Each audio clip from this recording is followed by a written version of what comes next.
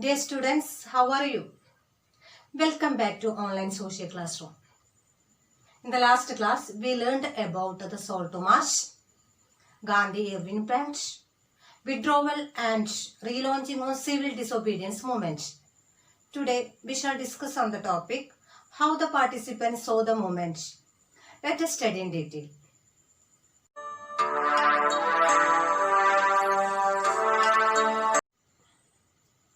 First point, participation of rich peasants. How did the rich peasants participate in the civil disobedience movement? In the countryside, rich peasants like Pattidars in Gujarat and Jats in Uttar Pradesh were actively participated in the movement. The rich peasants were the producers of commercial crops. They were hard hit by the worldwide economic depression, so that they could not pay the revenue to the government. But the government was not reduce the revenue demands. It led to widespread hatred among the peasants, and they began to support the civil disobedience movement. For them, Swaraj meant reduction in the taxes. When Gandhi withdrew the civil disobedience movement in 1931, they became disappointed, and they refused to participate in the civil disobedience movement when it was relaunched.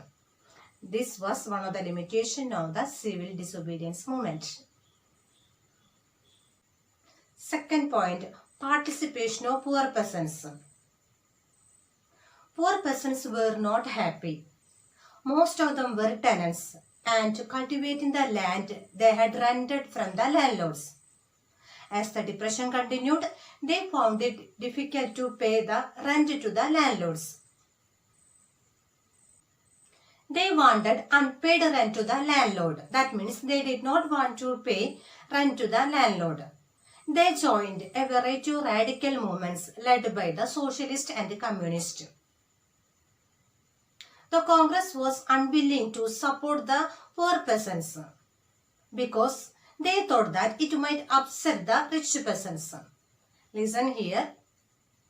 The rich peasants had to pay tax to the government, but the poor peasants had to pay rent to the landlord. It was one of the limitations of the civil disobedience movement.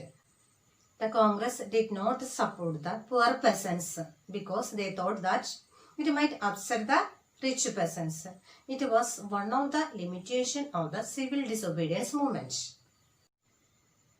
Third point, the participation of business class or industrialists in the civil disobedience movement.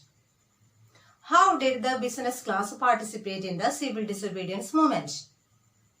During the First World War, Indian industrialists and merchants earned huge profit, especially textile industries and iron and steel industries.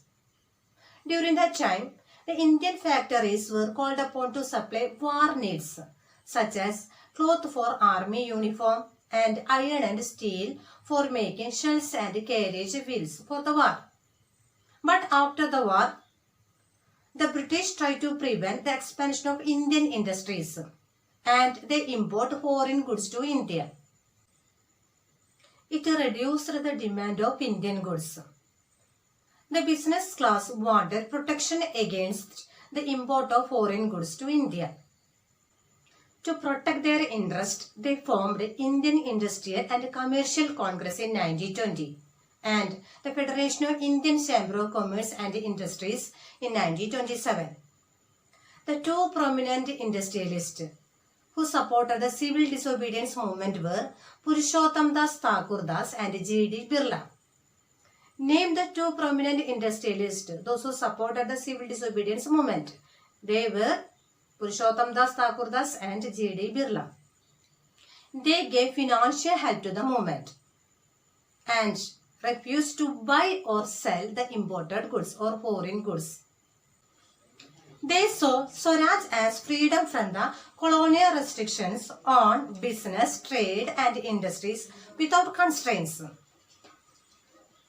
They were worried due to the militant activities such as Hartal, Bandh, and they were afraid of the growing influence of socialism among the young members of Congress.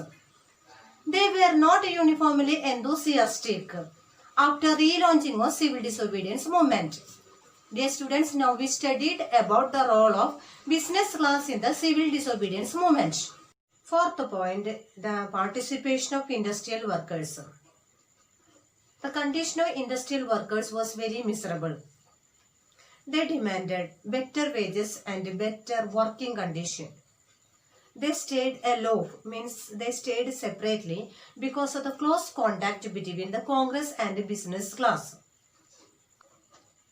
Industrial working class, except in Nagpur regions, did not participate in the civil disobedience movement. But some other workers participated in the civil disobedience movement, adopting the ideas of Gandhian program. Last point, participation of women in the civil disobedience movement. Look at the screen. During the Salt March, thousands of women came out of their homes to listen to Gandhi. They participated in Salt March, protest marches, manufactured salt, picketed foreign cloth and liquor shops. Many of them went to jail. In urban areas, women from rich and upper caste were more closely associated with the movement. Being inspired by Mahatma Gandhi, they began to see service to the nation as a sacred duty of women. The British government did not consider as they are women and they were brutally beaten up. By seeing this, Gandhi was convinced that it was the duty of women to look after home and be good mothers and good wives. For a long, the Congress was reluctant to allow women to hold any position of authority within the organization. Dear students, today's topic is over. But we studied now the participation of different social groups in the civil disobedience movement. Dear children, URL related to this topic is attached. Watch the URL carefully. Notes and test questions are also attached. We can meet in the next session. Bye.